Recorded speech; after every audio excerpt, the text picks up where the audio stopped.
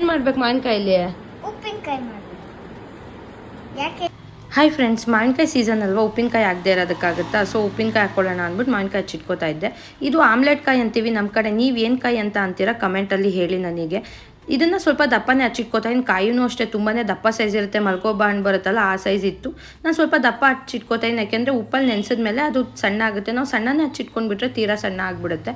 ನಾನು ಉಪ್ಪಿನಕಾಯಿ first time ಹಾಕಿದಾಗ ಈ ರೀತಿ ಉಪ್ಪಾಕಿ ಮಾವಿನಕಾಯಿ ಹಾಕಿ ಮಾಡುವಾಗ ಉಪ್ಪಂತೂ ಸಿಕ್ಕಾಪಟ್ಟೆ ಜಾಸ್ತಿ ಹಾಕ್ಬಿಟ್ಟಿದ್ದೆ. ತುಂಬಾ ಉಪ್ಪಾಗೋಗ್ಬಿಟ್ಟಿತ್ತು, ತಿನ್ನೋಕ್ಕೆ ಆಗಲಿಲ್ಲ ಮಾವಿನಕಾಯಿ. ಈ ರೀತಿ ಉಪ್ಪಲ್ಲಿ ನೆನೆಸಿಡೋದ್ರಿಂದ ಕೆಡಲ್ಲ ಅಂದ್ಬಿಟ್ಟು ನೆಕ್ಸ್ಟ್ ಅದಕ್ಕೆ ಚಿಲ್ಲಿ ಪೌಡ್ರು, ಅರಿಶಿನ ಪುಡಿ ಮತ್ತು ರುಬ್ಬಿಟ್ಕೊಂಡಿರೋಂಥ ಮೆಂತ್ಯ ಸಾಸಿವೆ ಪುಡಿ ಕೂಡ ಹಾಕೋತಾ ಇದ್ದೀನಿ. ಯೂಶಲಿ ನಾರ್ಮಲ್ ಉಪ್ಪಿನಕಾಯಿ ಮಾಡ್ದಂಗೆ ಮಾಡ್ತಾಯಿದ್ದೀವಿ, ಹಾಗಾಗಿ ಹುರ್ಕೊಂಡಿದ್ದು ಮೆಂತ್ಯ ಸಾಸಿವೆ ಎಲ್ಲ ನಾನು ವೀಡಿಯೋಲಿ ಹಾಕಿಲ್ಲ. ಕೈಯಲ್ಲಿ ಮುಟ್ದಂಗೆ ಈ ರೀತಿ ಸ್ಪೂನಲ್ಲಿ ಕಲಿಸ್ಕೊಂಡು ಮತ್ತು ಈ ರೀತಿ ಕಲಿಸ್ಕೊತಾ ಇದ್ದೀವಿ. ಲಾಸ್ಟಲ್ಲಿ ಒಗ್ಗರಣೆ ಕೂಡ ಹಾಕ್ಕೋಬೋದು. ಇದಾಗಿತ್ತು ಇವತ್ತಿನ ವಿಡಿಯೋ. ನೀವೆಲ್ಲರೂ ಉಪ್ಪಿನಕಾಯಿ ಹಾಕಿದ್ರೆ ಯಾವ ಉಪ್ಪಿನಕಾಯಿ ಹಾಕಿದ್ರೆ ಕಮೆಂಟ್ ಮಾಡಿ.